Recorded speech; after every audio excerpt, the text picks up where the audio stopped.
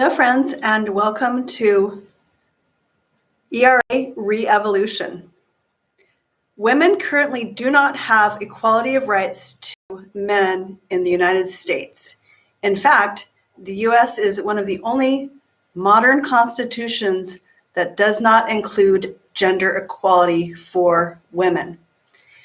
The truth is, however, that we are tantalizingly close. In June of 2021. The future of the U.S.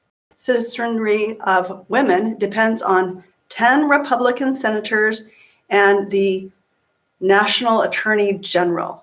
More info on my petitions below. When we unpack our society and we work on raising our consciousness, I think it's really important to look at Herstory.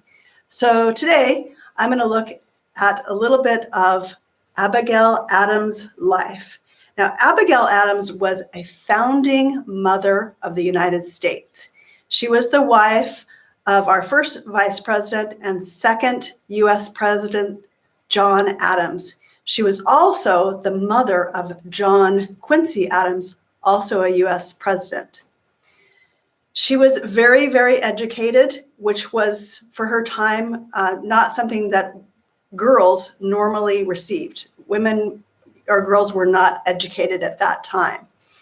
She was a woman really before her time. She was extremely outspoken. She was against slavery. She was against sexism.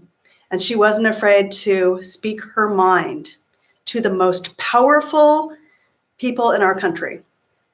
So we're going to go a little bit more into her life and how we can basically bring more Abigail Adams into us so we can move forward being seen, being heard, and speaking the truth.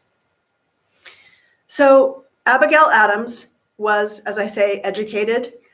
John was an absent father and husband. He was often away on business, very, very busy running the country. She ran the family business in John's absence and was an amazing, savvy businesswoman. She helped a lot of people and really was a force of nature. She often spoke to John about liberating women and liberating everyone in the country. She's known for writing a letter called Remember the Ladies.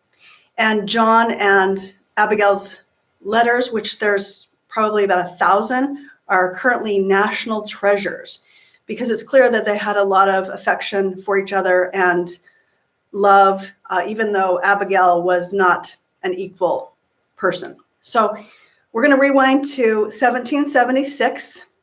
Please know that at that time, women that were married were not allowed to own property. In fact, they were property of their husbands. Their body was the property of their husbands. And if you weren't unmarried, however, you could own property.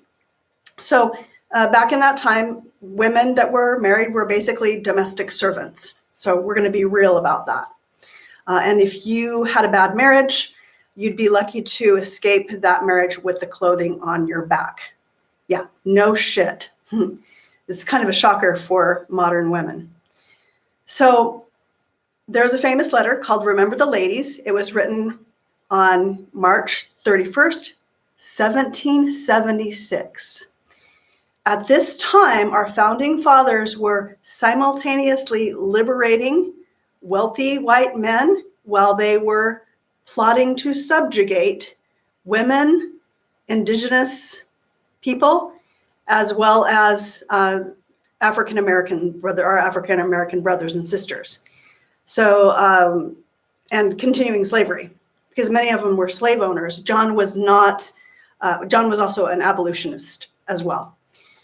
So in her letter to John, and this is just before John was about ready to sign the Constitution, liberating us from Great Britain, when they were signing the Constitution, Abigail reminded him to remember the ladies and be more generous and favorable to them than your ancestors.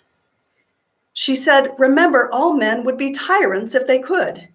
If particular care and attention is not paid to the ladies, we are determined to form a rebellion and will not hold ourselves bound by any laws in which we have no voice at all, no voice or representation.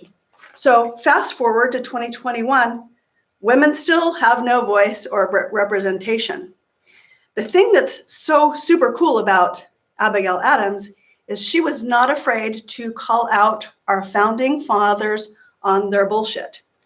She's anti-slavery, she's anti-misogynist sexism, which was not common in men that were in powerful positions, and certainly not in women. So Abigail Adams basically asks us to show up, to speak up, speak the truth as we rebuild our society based on equality, love, compassion, and wisdom. One thing you can do to take action for the Equal Rights Amendment, which is almost passed, is to sign the petitions below and learn a little bit more about the Equal Rights Amendment. So thank you, Abigail Adams, for showing us how to speak up, show up, even when it may not be popular. ERA now. Thanks.